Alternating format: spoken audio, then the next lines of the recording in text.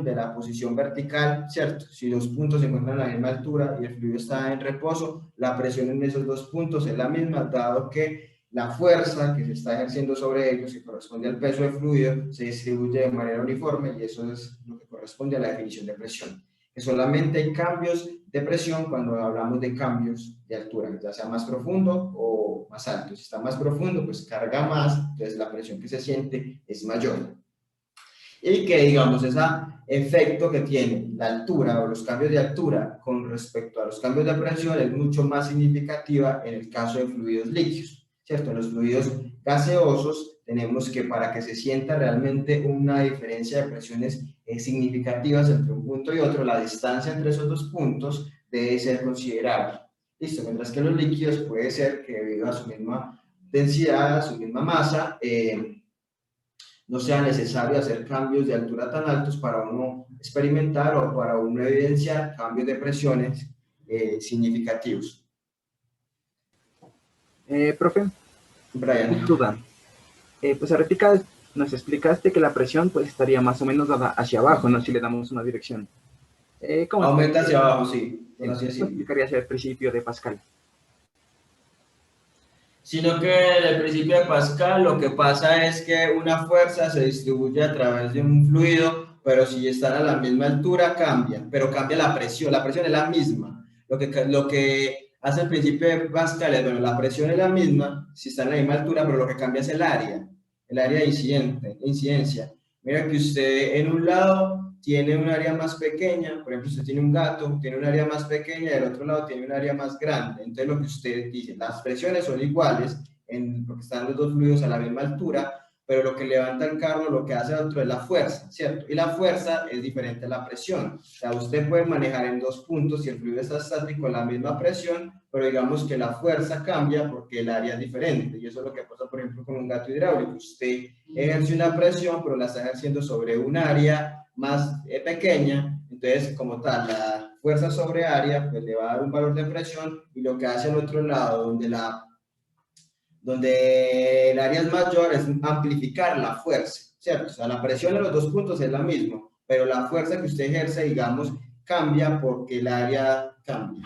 Ese es, digamos, cómo se explicaría el principio de Pascal en términos de presiones y fuerzas, que realmente ambos puntos, si se encuentran a la misma altura, porque el fluido se considera estático, ambos puntos están experimentando la misma presión, pero digamos que esa presión está haciendo incidencia sobre áreas diferentes. En un lado el área es más pequeñita, que es donde usted utiliza el gato, y en el otro lado el área cambia, entonces eso va a implicar una mayor fuerza, que es la que levanta el carro o algo así. Pero lo que cambia ahí es el área de incidencia, entonces lo que hace es que la fuerza cambie, pero la presión es la misma en los dos puntos. Lo que cambia sería la fuerza, que es la que, digamos, sería la responsable de levantar un objeto pesado al otro lado, así usted esté ejerciendo poca fuerza al otro. Pero eso sería como la aplicación en esta parte de estática de fluidos, presiones, digamos, iguales en dos puntos que se encuentran a la misma altura, en un fluido que se encuentra en reposo,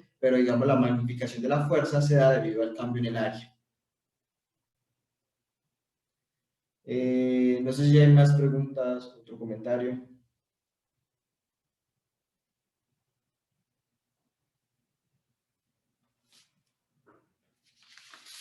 No, bueno, vamos a mirar entonces ahora lo que tiene que ver con las escalas para medir presión. Entonces ya sabemos que la presión está definida como una fuerza por unidad de área, ¿cierto? Ya sabemos cómo esa presión puede variar en un fluido que se encuentra en reposo, básicamente en función de la altura. En lo general, pues entonces uno puede reportar diferentes presiones, ¿cierto? Pero la puede expresar en diferentes escalas. Entonces hay varias escalas para medir la presión. Una primera escala que se llama escala absoluta, que mide la presión total del sistema, pero hay otra escala que está en función de una presión de referencia, que por lo general es la presión atmosférica, y esa presión atmosférica corresponde a la presión del lugar donde se encuentra, digamos, ubicado cualquier cosa, ¿cierto? Esa escala que considera como el cero a la presión atmosférica se llama presión relativa o presión manométrica. No obstante, el hecho de que yo trabaje con presión manométrica o presión relativa y de un valor y diga que la presión atmosférica es cero, eso no quiere decir necesariamente que en escala absoluta sea cero, ¿cierto? Entonces tenemos varias escalas para medir presión. Una primera, voy a hacer un dibujo acá.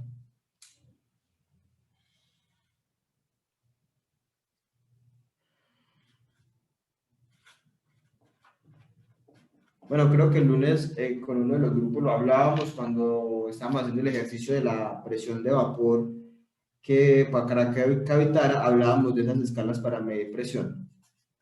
Que realmente la presión nunca es negativa, nunca está por debajo del cero absoluto, pero que si yo la expreso en términos de presión relativa, pues sí puede ser negativa o la puedo decir como presión negativa o positiva, que es lo que uno trabaja, por ejemplo, con vacío y esas cosas.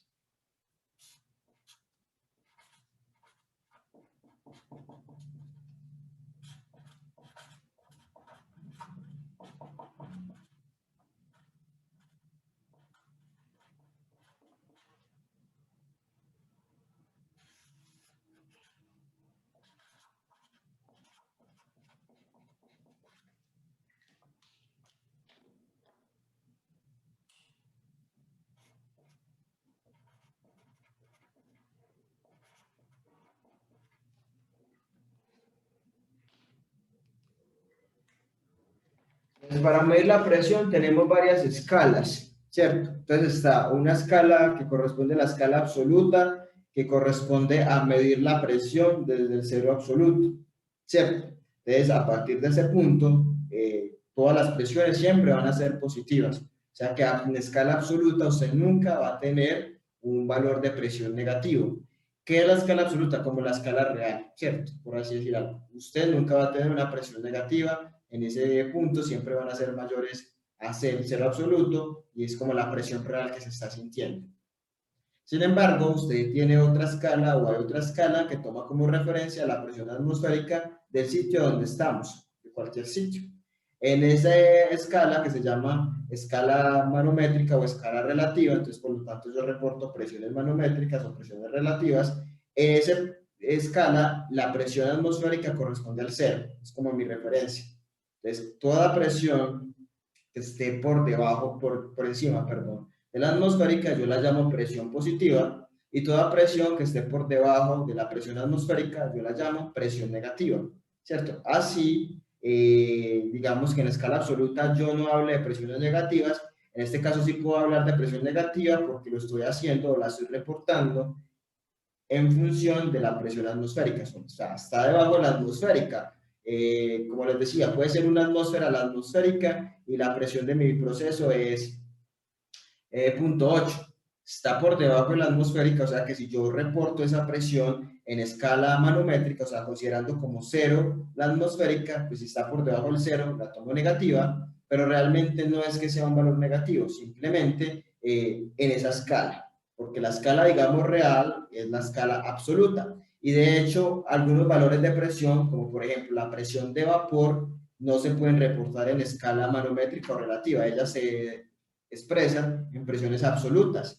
De hecho, la ecuación del gas ideal y todas las ecuaciones de estado, la presión que aparece ahí es la presión absoluta, ¿cierto? Esta escala manométrica es muy usada en procesos y en reportar información, pero realmente todas las ecuaciones que involucran modelamiento del comportamiento de gases, por ejemplo, ecuaciones de estado, presión de vapor, todas esas implican que se utilice la presión en escala absoluta, que es como la escala real, como con las temperaturas, está la temperatura absoluta, que es la temperatura en escala Kelvin, acá pasa lo mismo, la escala absoluta es, digamos, la presión real, pero, digamos, otra forma es expresar una presión atmosférica y es muy común, porque esto favorece mucho al hacer los problemas. ¿Por qué? Porque si usted, por ejemplo, está evaluando un problema de fluidos y le dicen que un fluido se descarga a la atmósfera, ¿cierto?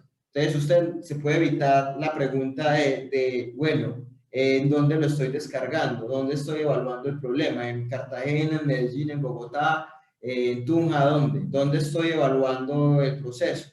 porque necesitaría conocer el valor de la presión atmosférica para yo poder hacer mi balance de presiones, mi balance de energía, ¿cierto? Pero si usted trabaja en escala manométrica, ¿cierto? En escala relativa o manométrica, independientemente de donde usted esté, independientemente de que esté evaluando la descarga de un fluido en cualquier parte del mundo, usted puede decir que esa presión ahí en la descarga, si el fluido es descargado a la atmósfera, puede decir que esa presión es cero porque usted está realizando su balance de energía o su evaluación de presiones en escala relativa o manométrica. Entonces eso tiene esa finalidad también de que favorece en muchas partes la realización de cálculos, la realización de problemas y también para evaluar el comportamiento de procesos, ¿cierto?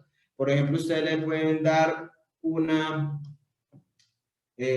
información sobre un proceso que se lleva a cabo en otro país o en otra ciudad y le pueden reportar más fácil la presión en la escala manométrica, porque de hecho uno mide las presiones en los procesos, las mide con un manómetro y los manómetros la miden es comparándola con la presión atmosférica del sitio donde está. Entonces le dicen a usted, la